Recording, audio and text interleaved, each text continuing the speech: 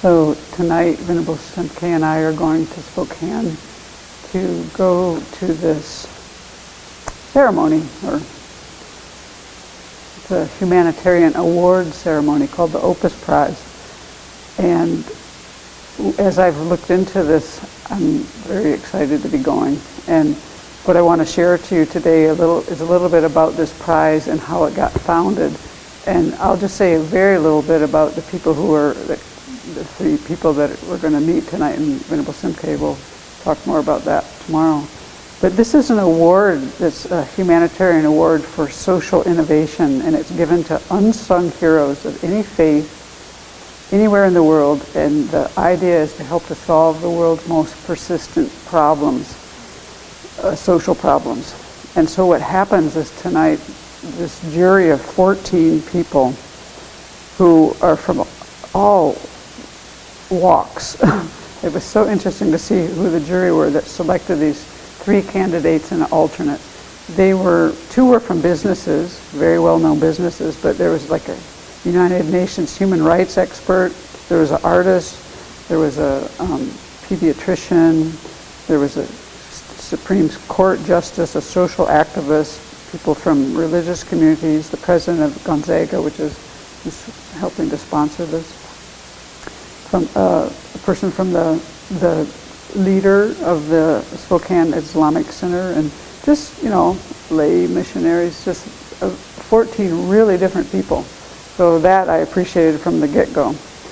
And then this award is the problems that they're trying to address are things like poverty, illiteracy, hunger, disease, and injustice. And the whole idea, which was so, I found very inspiring reading about the people, is the idea is to try to demonstrate that change is possible and that to empower people and inspire people. And so I was going to talk about the people that were being nominated, but then I thought, well, every time I read about it on the Gonzaga website, they'd always say the organization was founded by, and they'd never say the name. And I thought, well, who founded this? How did this start?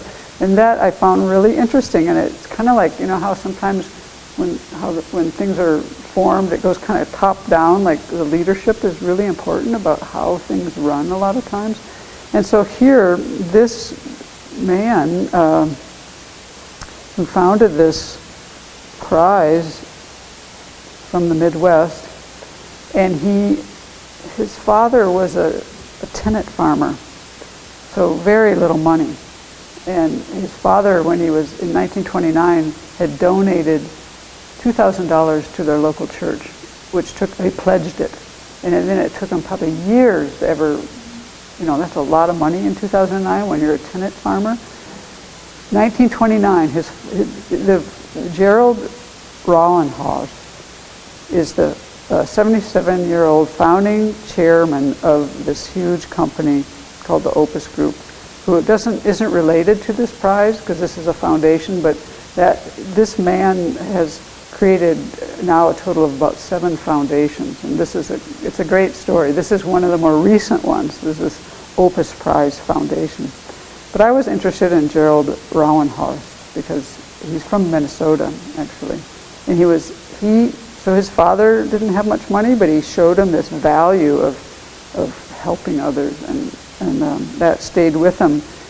And then when he got older, in 53, he had $354, and he started a construction company. And then as soon as he got what he calls viable, once he got his company established, the first thing he did was he made it a policy that 10% of their pre-tax dollars went to charities, community and faith-based charities, religious organizations. And then I loved what he said here, because he'd rather give it to causes to the government. Because it's smart. One of the things about this prize is it's wanting to support the entrepreneurial spirit that helps social change. And that's that's a nice way to use that kind of energy. So he wanted to, these pre-tax dollars, that's a smart way to do it. And so now that still continues, and what they do is they divide it up, like a couple of percent goes to local causes, and then the other 8% goes to these some various foundations, because they have these different foundations. So then, not only did he have his company do that, but he had all the people that worked for the company. He started this policy in 1970 called the 140 policy. So every executive had to donate 1 out of every 40 hours of his work to a charitable cause. So this is really someone who's walking their walk, you know. And so that whole attitude gave their company, you know, you can imagine what that does to people. There's a lot of spin-off of these kind of things. And so, and I think it came from one of his core beliefs is the way you get something done is you empower people. So he had 7 children. So he empowered all of his children at one point, this is about 4 years ago. He divided up his brood of 7 children and their respective spouses into groups and assigned each of them to a foundation. He told them to elect their own chairs, develop their own criteria for giving away the money. And then he went on, and that happened, and all these different foundations happened, which are doing amazing things. It's really cool. And then he did the same with his grandchildren. And what he said to them I thought was funny. He said to them, he made one foundation, and he appointed his 4 oldest grandchildren to the board. And he said, invest your money well, and then give it away and walk away from it all. And so he said they're doing pretty well with that. So I really appreciated that, hearing about him and how he kind of, another thing he said is 20 years ago when he started this one foundation, it was called, the word in German meant 7 because he had 7 kids. And he initially had it run by his children, and they had to get together to try to figure out what their common causes were. And he said, of course, they fought a little bit, but they also learned by doing this. So, you know, just the whole thing about hearing about him, and the fact that you couldn't find who he was. I mean, I had to search to find this out.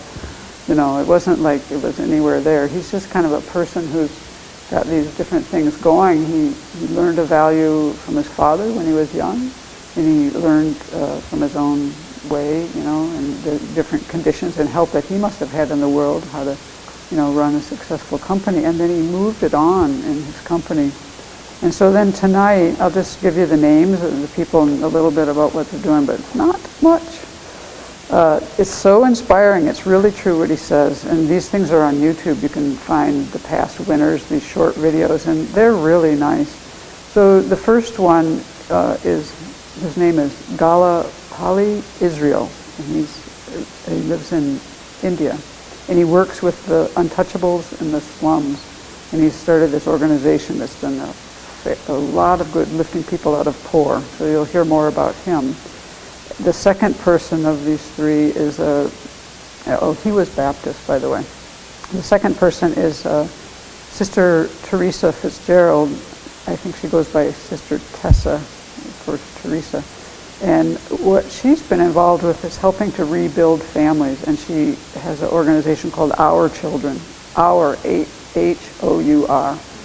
Maybe you'll hear about tomorrow, because it's a great way that she picked that name. But I always think of Our Children, O-U-R, you know. But anyway, she helps, works her organization is in Queens, New York, and they help families to be reunited, especially mothers who have been incarcerated. They're doing a lot with kids and helping families to rebuild.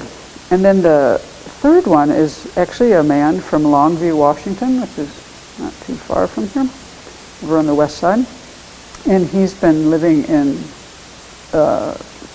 Bangkok, Thailand for many years. In 1972, he co-founded an organization there, and they help people, kids especially, to become educated. They have kindergartens, and they help provide all these opportunities to stabilize the lives of children. So you'll hear more about the details of that tomorrow. So it's very inspiring to see what they're doing, and when you hear more details about what these 3 people are doing, I think it will make you want to go on the web and look at the past winners of this Opus Prize, this O-P-U-S. Very, very amazing. So may we take that as our own inspiration and just in our little ways do what we can do to help the people around us in the ways that we can, and never, I don't think it's, just the small thing his father did, well, it's kind of a small thing, but look at the impact that it has. That's when a small karma ripens into something big. So you can see that small thing his father did is ripened into affecting countless people in a positive way. So maybe we do the same.